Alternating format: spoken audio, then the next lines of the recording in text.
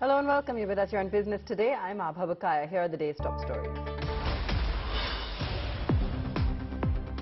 Benchmarks end higher amid volatile moves. Sensex up for the second straight session. 120 points higher. Nifty breaching 18,200.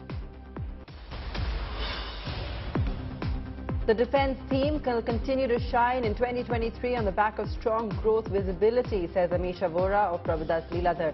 She also remains bullish on the banking sector, says more legs in the rally.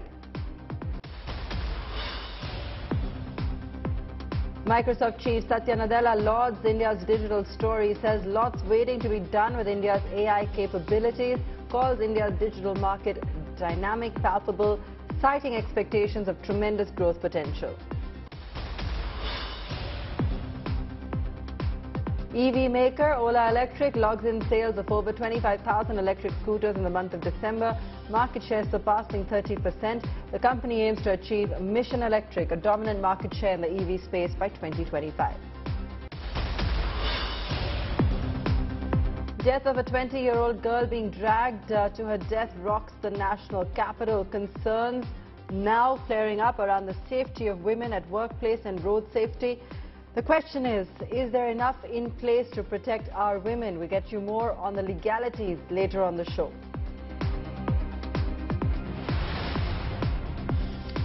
Lackluster day of trade on the bourses. Benchmarks bounced from opening lows to trade flat through the day. The Nifty closed in the green with marginal gains of 35 points, topping 18,200. It was, however, the second straight day of gains for the Sensex, a sharp pickup in the final minutes. The index ending the session higher by over 100 points. A slew of quarterly business updates that lifted sentiment for financials and IT majors. It was also the life insurance names that shine bright today, the likes of HDFC Life, SBI Life, followed by robust gains on Axis Bank, Titan and TCS. Metals losing a bit of sheen today after a good bounce back. FMCG major Britannia also declined in trade, while M&M and heavyweights like Reliance were also some of the top losers. Talking about the top themes for 2023, Amisha Vora of Prabhudas Leeladhar sees growth visibility in sectors like defense, PSU banks and manufacturing. While speaking to BTTV's Sakshi Batra, she says the rally in banks has more legs and the sector will continue to outperform. What about the star outperformers, the PSU banks, the banks? Do you see the rally continuing in 2023, or should one really take the profits off and this is it and the Cinderella moment will soon come? The way economy is shaping up, they've got time to start recovering something out of this bucket. But that something itself will be huge, which can set off any further the normal delinquencies in the business. And as the credit cost or provisioning requirement keeps coming down, I think these stocks have more leg to grow than what they are currently. So whether it is Bank of Baroda, whether it is PNB, apart from of course SBI, because SBI we always considered along and at par in terms of key investments within banking, whether it is ICICI Bank or HDFC Bank, we always used to keep SBI in that category. How do you view LIC now that we've also seen Kotak initiate a coverage with a fair value of 1,000 rupees? Is that a stock that investors can now look at positively at all? I would definitely think so, because the size of the market share and the market itself, both are very attractive. And it always takes time for a behemoth like LIC to align themselves to market. But this is a very, very valuable investment of Government of India. And the segment is absolutely growing. It's not as risky as bank where you lend. It's not as risky as a commodity company. It's a very steady and growing segment. So I think that yes, at this juncture, one should definitely look at it. Okay. Ma'am, if I ask you, say for example, a lot of retail investors would be having some amount of money to invest in 2023. Say if they have about 10 lakh rupees to invest in this year, how would you really advise them to create a portfolio? So I would say that, this year they need to put maybe 50 to 60% first in large cap, and the balance 40% into mid-stroke small cap. Within large cap, they should continue to hold, as what we said, manufacturing, banking, very select auto, but also FMCG. So instead of consumer durables, we are saying FMCG, that is stocks like Hindustan Lever. Instead of NBFC, we are saying banks, stocks like HDFC Bank in private sector, where we are more comfortable. And as what I said, manufacturing, which is to start with stocks like Siemens. And in infra, one can look at Larsen. So large cap basket, and we recommend a lot the Ashok Leyland, stocks like HPCL. I'm sure there are more, but these are at the top of my mind. And then they should bucket within their mid caps some of the themes which are playing out in India, as the India per capita is, unlocking.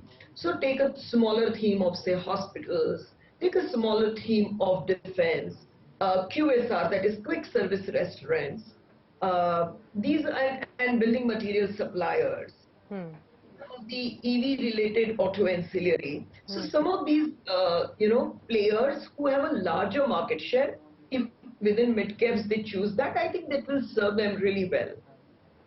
Right. And in the end, if you could share some of the top 3 to 5 stock picks that you have shared with all the investors and your clients as well for 2023?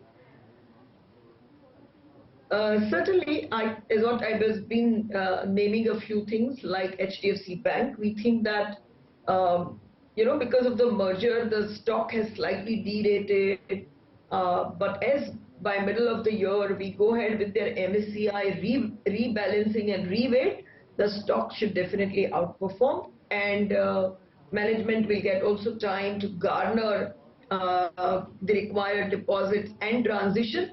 So I think this is the stock which should do really well this year. We also like, as what I said, within large cap for this year, levers, where we think demand will be more protected, the growth, plus there will be a tailwind of commodity pressures coming down, so margin expansion. So one can definitely look at that. And we can go ahead into mid caps where there are certain themes and stocks that we like. Like as what we say, we like hotel also as a theme.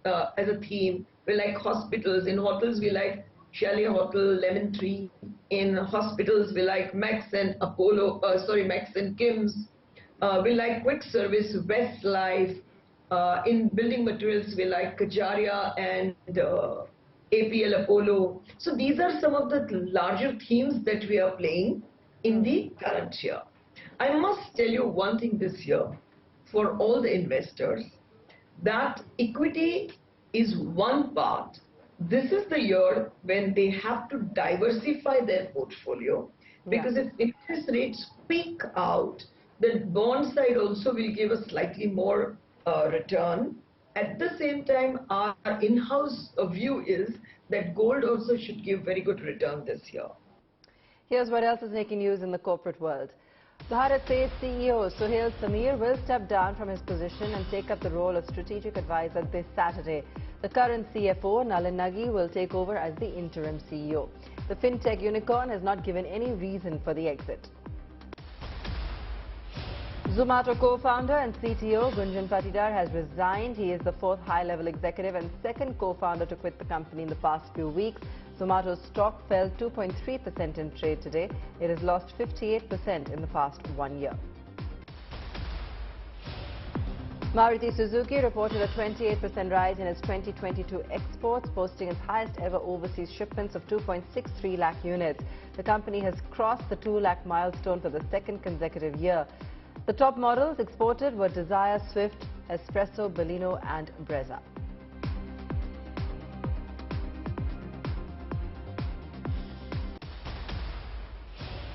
Just 2 weeks after Sundar Pichai charmed the audience at Google's annual event in Delhi, it was the turn of the other global Indian tech CEO to hold fort in the country. Addressing the Microsoft Future Ready Leadership Summit in Mumbai, Satya Nadella today gave a big thumbs up to India's digital story, calling it the golden age of tech.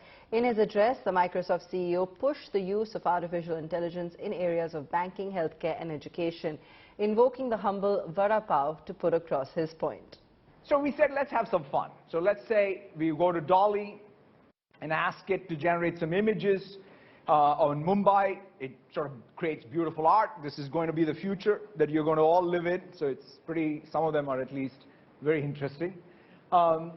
Then we said, okay, that's cool. Let's ask ChatGPT, what does it think about the future of Mumbai? And it sort of came up with some pretty compelling narrative, right? I mean, it sort of has real optimism that I talked about. And, you know, it also shares. It talks about both, you know, whether it's infrastructure, the tech involved, the culture. So pretty cool. So then I said, okay, let's get to the real meat of it. Let's ask it to rank order the street food of Mumbai. And it has an opinion. So it did come back. And vada pav wins.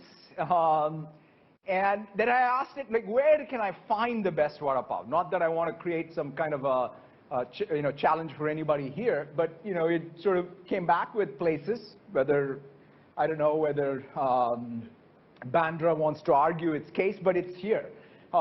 And here's the thing. I then went on to say, okay, write a play where vada pav argues its greatness, and it did it. And so you should say, oh, okay, this is all fun. Let's actually see it. Like, it'll prompt it, and a little bit of prompt engineering, and it came back. Even Shakespeare would be proud of that. The thing is, this is all fun and games, right? But think about what you just are seeing. You're seeing the emergence of a new reasoning engine. This reasoning engine, clearly we will have to talk about it. What's the responsible use of it? What is the displacement it may cause? Those are all real important considerations. But the other side of it is, let's think about how it can augment every one of us in whatever it is that we're doing. Every knowledge worker is going to be more creative, more expressive, more productive. Every frontline worker will be able to do more knowledge work than they ever were able to do because of this co-pilot being there for them. Every design task, whether it's software engineering, mechanical design, architecture, pick your design task, is going to be that much more productive going forward. So it's ultimately, in my opinion, going to accelerate human creativity, human ingenuity, and human productivity across a range of tasks. It's going to be probably a golden age of what was predominantly, if you think about the computer revolution, it created mass consumer behavior change and productivity for knowledge workers. But what if we could spread that productivity across the board much more evenly? To me, that I think is probably one of the biggest things that we can look forward to. Shifting focus to some distressing news that rocked the national capital. A 20-year-old girl was dragged to her death by a car on New Year's Eve. The brutality brings to the fore very important questions around road safety and implementation of workplace security regulations. Do we really have enough in place to protect our women employees? My colleague Akanksha Chaturvedi joining us with the laws that are already in place and the approach to take after such incidents as well. Akanksha, what are the regulations surrounding women at the workplace that are currently in force in India? Well, that's right, Abha. The Indian laws have laid out several regulations for employers to make sure that women are safe in the workplace. As per the Sexual Harassment at Workplace Prevention, Prohibition and Redressal Act of 2013, employers are legally bound to provide transportation to female employees in case they consent to work between 9:30 p.m. to 7 a.m. Moreover, as per the Factories Act 1948, female employees are supposed to get transportation if they consent to work between 8:30 p.m. to 6 a.m. in the morning. Well, it's worth noting, Abha, that we don't know so far if the victim of the Delhi accident was also offered transportation by her employer. Akanksha, are there any loopholes or legal blind spots in these laws?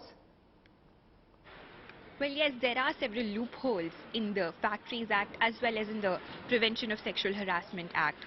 It's worth noting that these acts may not cover freelance workers. It's also worth noting that in case the company offers transportation and the female employee declines to use that transportation and chooses to travel by her personal vehicle, as was probably the case in the Delhi accident, there is nothing that these laws speak of that. That's why several experts say that clarity is required in the laws so as to cover freelancers and gig workers as well. Big relief for film exhibitors. India's top court has ruled in favor of cinema halls, saying they're entitled to set their own pricing standards for the sale of food and beverages inside the hall premises. India Today's Kanu Sarda filed this report earlier today. When it comes to food in theatres, many moviegoers have often complained about the overpriced popcorn and other snacks and beverages. But today's Supreme Court ruling had made it clear that property of the cinema hall is private property of the owner of hall, and owner is entitled to set terms and conditions for sale of food and beverages, and the moviegoer has choice not to purchase the same. The court also clarified that all cinemas must provide hygienic drinking water without any charge. Cinema owners cannot object to reasonable food carried by parents for the infants. The verdict comes in the wake of a plea regarding outside food being carried inside cinema halls. During the hearing, Chief Justice of India D.Y. Chandrachud, who was hearing the case, remarked that if one wants to take a jalebi inside the cinema halls, owner has the right to object to the same, stating that after eating jalebi, the person could wipe his hands with the chair and ruining it unnecessarily. From New Delhi, this is Kanu Sarda for Business Today. In an exclusive conversation with BT TV's Chetan Bhutani, Anshul Khandelwal, Chief Marketing and Revenue Officer of Ola Electric, shares the company's growth plans for the upcoming year and his outlook for the Indian EV market. Here's an excerpt. The new year has been ringing in with good news, with 25,000 unit sales and of course a 30% market share. Your first comments on that? Yes, indeed. I think this year 2022 has been great, not just for us but for India and its electrification journey. I think this has been a monumental year in terms of how EVs have been adopted. From last year's 1% penetration to 6% penetration now, almost hitting a million plus run rate in terms of EV sales. I think India has truly taken to EVs in general. And us specifically, I think we have been the leaders and the sort of torchbearers of this industry. In the last 3-4 months, as you can see, we've been number one, and for the foreseeable future, we're extremely confident that we will be number one. Our market share has surpassed 30% this month, selling over 25,000 EVs for the first time in December, which is unheard of. So I think it's been great for us. And the reason why it has been great for us is, of course, something which I would like to talk a little bit about is number one is a great quality product that we have. Number two is very consumer-centric sales and marketing initiatives that we did. And number three was a very strong community we have, which no other brand in India has, which has led to this sort of growth and adoption from consumers. Currently, you are operating at about, or having plans for, for more vehicles by 2026. I'd also like to ask you about the 2022 year, in which a significant trend was noticed, and I was, while doing my research, saw that, in November, about 77,000 odd units sold, 76,000 in November, and so, there was a little bit of a downtick in December as far as the E2-wheelers, vehicles go. This is as per the Vahan data. So, any particular reason towards that? No, I think December is generally a very soft month for two-wheelers because the year changes, etc. It's the end of the year. If you look at the overall two-wheeler industry, it has degrown by some 35-40% this month. But EVs specifically haven't degrown as much. In fact, the penetration of EVs increased from November, and it is now 6% in December. I think it was something last month. So while there has been a dip in EVs, but much lesser as compared to the overall industry, which is just a seasonal or a cyclical trend. But in January, we are very confident it will pick up again in terms of absolutes as well. But if you look at December, we specifically, both in terms of absolutes and market share, have grown. So I think if the product is great, irrespective of the cyclicity or seasonality, it should grow. And I think January will be a much better month for industry overall. Right. So, if not Auto Expo, then what is next at Ola? Can we expect more scooters coming up? I know there's a car that's been planned for 26, which of course I'll come to you later on. But could you also give us a sense what are the year plans and the outlook for the EV industry?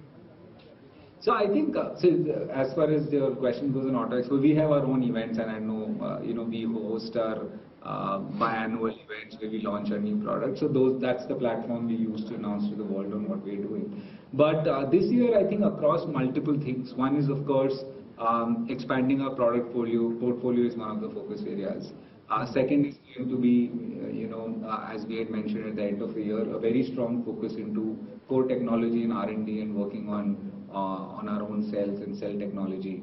Talent upgradation and across the world and sort of hiring great quality talent is the third objective. Making our supply chains more self-reliant is also one of the core objectives that we have, and that's also the objective that India should have for us to see. So I think we will, while there has been an inflection point in 2022, 2023 will be taking it further in terms of these 4 areas, and it's so that we can open the floodgates for EV adoption in the next few years. So I think a lot of work, of course, while it is exciting, a lot of work is pending, and that's what we're going to focus on this year.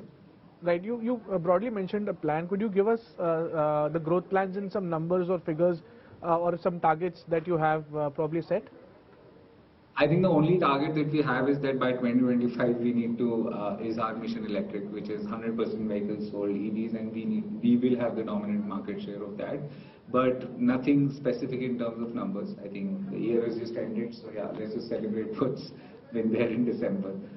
No specific numbers, but a lot of products. Of course, 6 products by 2027 is something which we will be launching across multiple categories. That is something which we are clearly excited about and working on. So I think more focus is on products, R&D, talent, supply chain.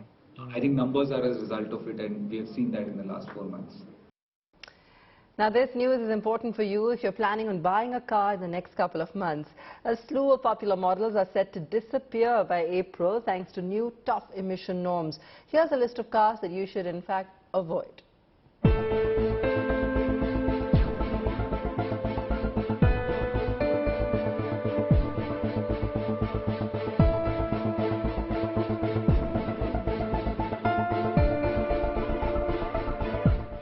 Planning on buying a car in the next few months? You'd better hurry because your choice may soon be driven off the road by the new emission rules kicking into effect from April. These include some popular models running on roads today. Before we go into reasons, here's a look at the models you need to either buy immediately or avoid altogether. Maruti Suzuki will soon pull the plug on its highest selling car, the Alto 800. So will Hyundai. The company will stop selling the i20 diesel and Verna diesel.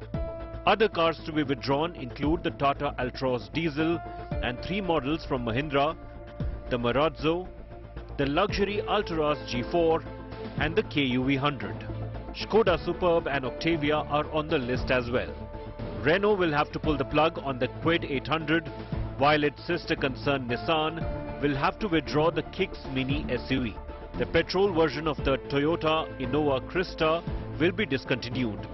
But it's Honda which will face the brunt of the new rule with 5 models: the 4th generation City, the 5th generation City Diesel, Amaze Diesel, the Jazz, and the crossover WRV taking the hit. This is all thanks to the second phase of the BS6 emission norms, which kicks in from April.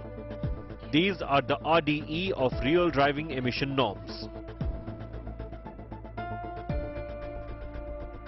These new rules require cars to achieve emission targets in real conditions, like in traffic, on signals, on highways, not just in the high-controlled lab environment. For companies, this means upgrading to technology called SCR or Selective Catalytic Reduction from the current LNT Lean NOx trap method. Earlier, it was easier for automakers to get their small diesel cars approved in emission tests through L&T.